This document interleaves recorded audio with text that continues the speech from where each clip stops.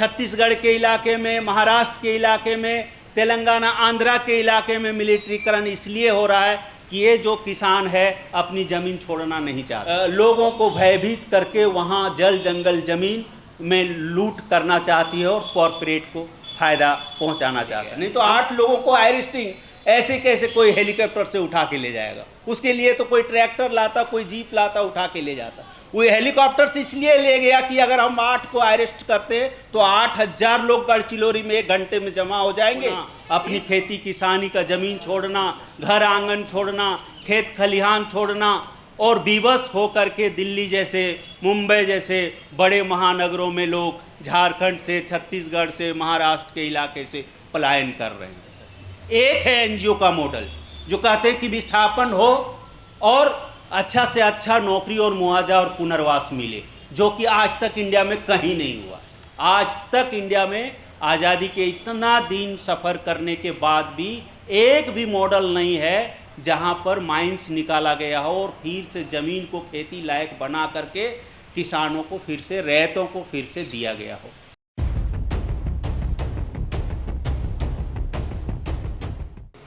आज के इस मीटिंग में उपस्थित सभी साथियों, संघर्षशील साथियों, सभी को अभिनंदन और जोहार ज्ञापन करता हूं। जोहार। आज ना सिर्फ झारखंड, पूरे देश और देश के खास करके उन राज्यों का जहां पर माइंस और मिनरल्स है, प्राकृतिक संपदा है, खनिज संपदा है, अच्छे बेशकीमती जंगल और उसमें लकड़ी है, इन सब इलाकों को अगर देखा जाए और बात किया जाए तो एक लंबी इतिहास है। उसका कुछ चीज़ें मैं बताते जाऊंगा कि ब्रिटिश ने जब यहाँ कोयला खदान झारखंड, छत्तीसगढ़, बंगाल, बिहार के इलाके में कई तरह की माइंस, ना सिर्फ कोयला, कई तरह की माइंस, इसमें बॉक्साइट है, आयरन माइंस है, कोयला है। उस समय 1894 में एक विस्थापन और पुनर्वास कानून लेकर के आया था और उससे आगे बढ़ कर के जब देश आज़ाद हुई तो फिर उसी कानून के तहत मुआवजे और पुनर्वास की बात होते रही और कई इलाकों में, जैसे अभी साथी बोल के गई कि 5वीं अनुसूची का इलाका है, CNT SPT एक्ट है, ये जनता के हित में आए। ये आदिवासियों और मूलवासी जनता के हित में इसलिए आए क्योंकि बिरसा मुंडा जैसे, सिद्धू कान्हू जैसे और अपने अपने इलाके क्षेत्र के कई ऐसे संघर्षशील जनता के बहादुरना संघर्ष और पीपुल्स मूवमेंट के चलते ये सब कानून बन करके आए। फिर आपको याद करना चाहिए कि जो 1894 का जो विस्थापन और पुनर्वास कानून है, उस कानून के तहत पूरे इंडिया में जितने स्टेट है और जहाँ भी खान माइंस ये सब हुआ है, उसमें एक प्रावधान है कि अगर उसको 2007 में फिर 13 में भी कानून बनाए, हम उस पर भी आएंगे कि अगर खनन कर ली गई माइंस को और पर्पस कंपनी को पूरा हो गया तो फिर से भर के खेती लायक बना करके मेन रैयत को वापस करना है, जो पूरा इंडिया में कहीं नहीं हुआ। जहाँ भी माइंस का खनन हुआ कहीं भी आज तक नहीं हुआ। आज तक इंडिया में आज़ादी के इतना दिन सफ़र करने के बाद भी एक भी मॉडल नहीं है जहां पर माइंस निकाला गया हो और फिर से ज़मीन को खेती लायक बना करके किसानों को फिर से, रैयतों को फिर से दिया गया हो। एक भी मॉडल नहीं। दूसरी तरफ जब इन सब चीज़ों को लेकर के लोग संगठित होने लगे, आंदोलन करने लगे, तो पूरे देश आंदोलन 3 हिस्से में बटा और आज उसी 3 हिस्से में चल रहा है। मुझे स्पष्ट कहने में कहीं से कोई संकोच नहीं है और मैं कहते रहता हूं, इसलिए मैं आज यहाँ भी कहूँगा। खास करके जब इस तरह का रिप्रेशन चल रहा है तब मुझे ज़्यादा कहने का मन हो रहा है कि आज जो सुरजागढ़ में जो चल रहा है, गढ़चिरौली का इलाके में चल रहा है, अगर देखा जाए तो ये 3 तरह का आंदोलन क्या है देश में। एक है गांधीवादी आंदोलन। ये आंदोलन क्या है? ये कहते हैं कि विस्थापन हो मगर उसका कुछ ये हो, मतलब उसका अल्टरनेटिव भी हम खोजेंगे, मतलब हम खुद कोयला निकालेंगे, खुद बेचेंगे, जो कि आज के खास करके 1990 के बाद, ग्लोबलाइजेशन के बाद ये संभव नहीं। वैश्वीकरण, निजीकरण, भूमंडलीकरण के बाद ये मॉडल नहीं चल सकते। जो सबको, आप लोग पढ़े लिखे लोग, विद्वान लोग यहाँ उपस्थित हुए, देश के जाने माने हस्ती यहाँ हैं, देश में जो भुगत रहे हैं वो लोग यहाँ भी हैं, वो नहीं चल सकते। एक है एनजीओ का मॉडल जो कहते हैं कि विस्थापन हो और अच्छा से अच्छा नौकरी और मुआवजा और पुनर्वास मिले, जो कि आज तक इंडिया में कहीं नहीं हुआ।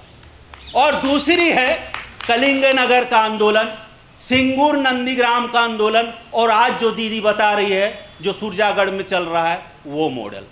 तो हम आज स्पष्ट हमें करना चाहिए कि हमें किस मॉडल पे आगे बढ़ना है। अपनी जल, जंगल, जमीन, संस्कृति, अस्मिता हमें बचानी है।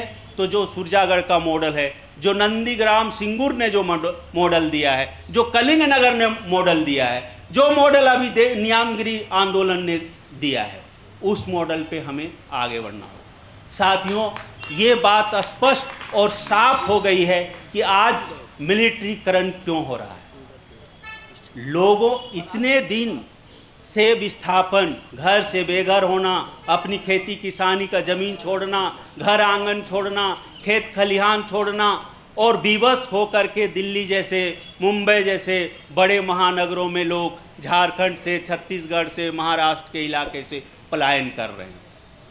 और इन सब इलाके में आकर के उनको और कोई शोषण नहीं हो सकता, जितना हो जाता है उससे ज़्यादा और कोई शोषण नहीं हो सकता। उतने हद दर्जे की शोषण लोग सहने के लिए मजबूर हो गए हैं, और मजबूर किसने किया है आप लोगों के बीच स्पष्ट है। तो साथ ही आज हमें और गहराई में सोचना होगा कि ये मिलिट्रीकरण क्यों हो रहा है। लोगों के प्रतिरोध आंदोलन ने, लोगों की एकता ने, आज आप हेलीकॉप्टर से जो उठा के ले गया है, क्यों ले गया है? क्योंकि जनता का जो पीपल्स मूवमेंट है, जो मूवमेंट रोज प्रतिदिन, चूंकि उसके पास और पीछे हटने का रास्ता नहीं, प्रतिदिन वो आगे बढ़ रहा है, वो डर से हेलीकॉप्टर से उठा के ले गया। नहीं तो 8 लोगों को अरेस्टिंग ऐसे कैसे कोई हेलीकॉप्टर से उठा के ले जाएगा? उसके लिए तो कोई ट्रैक्टर लाता, कोई जीप लाता, उठा के ले जाता। वो हेलीकॉप्टर से इसलिए ले गया कि अगर हम 8 को अरेस्ट करते हैं तो 8000 लोग गढ़चिरौली में 1 घंटे में जमा हो जाएंगे। इस डर से, इस रेजिस्टेंस के डर से उन्होंने हेलीकॉप्टर से उसको उठा के ले गया और लाठी चार्ज कर रहे, भयभीत कर रहे। इसका कारण है मिलिट्रीकरण करने का भी एक कारण है। एक कारण के साथ और कई कारण हो सकता है, आप भी जोड़ सकते हो उसमें। कारण ये है कि 2013 में एक कानून आया जिसमें कहा गया कि पीपीपी मॉडल पर जो जमीन अधिग्रहण होगा, पब्लिक प्राइवेट पार्टनरशिप के तहत जो जमीन अधिग्रहण होगा उसमें 70% किसानों को सहमति लेनी होगी, और निजी क्षेत्र के लिए जो जमीन अधिग्रहण किया जाएगा उसके लिए 80% किसानों की सहमति ली जाएगी, जो कहीं भी नहीं किया जाता है। और किया भी जाता है तो फर्जी तरीके से किया जाता है। इसलिए कि आज पूरे देश में विस्थापन के खिलाफ, जल जंगल जमीन के लूट के खिलाफ लोग जग गया है और स्वतः स्फूर्त संगठित हो रहे हैं, आंदोलन कर रहे हैं। इस डर से आज झारखंड के इलाके में और छत्तीसगढ़ के इलाके में, महाराष्ट्र के इलाके में, तेलंगाना, आंध्रा के इलाके में मिलिट्रीकरण इसलिए हो रहा है कि ये जो किसान है अपनी ज़मीन छोड़ना नहीं चाहता, और खान के लिए, खनिज निकालने के लिए, कारखाना लगाने के लिए 70 से 80% किसानों की सहमति जरूरी है। तो वो सहमति तभी हो सकता है जब मिलिट्रीकरण कर देंगे, लोगों को भयभीत कर देंगे, लोगों को हर दिन बोलेंगे, आप कोई भी मीटिंग करो, बोले ये नक्सलाइट का मीटिंग हो रहा है। लोग अपनी फसल लगाते हैं, नई बीज डालने की समय जब वो मीटिंग लेती है तो प्रशासन जाके कहती है कि आप क्या मीटिंग कर रहे हो। तो इस तरह का मिलिट्रीकरण करके लोगों को दहशत में रह करके और बाकी दुनिया को, सेंट्रल इंडिया को या दिल्ली जैसे जगह को, मैदानी इलाके के लोगों को बताएंगे, सिविल सोसाइटी के लोगों को बताएंगे कि हम 80% किसानों से सहमति लेकर के खान खनिज वहाँ निकाल रहे हैं। लेकिन ये है कि लोगों को पहले वहाँ मिलिट्राइजेशन करो और फिर ज़बरदस्ती फर्जी ग्राम सभा करके माइंस निकालो। तो ये जो बातें हैं छिपी हुई, जो सैन्यकरण है, सैन्यकरण के अंतर्गत ये बात छिपी हुई है जो लोगों को भयभीत करके वहाँ जल जंगल ज़मीन में लूट करना चाहती है और कॉरपोरेट को फ़ायदा पहुँचाना चाहता है। हमारा संगठन ने इस पर डिस्कस किया था, बोला कि ये सारा जो मॉडल है, जो आज तक देश में मॉडल चली है, जो विकास की मॉडल चली है, जो लालसू जी ने बहुत अच्छे से आप लोगों को बताएं, ये मॉडल विनाशकारी मॉडल है।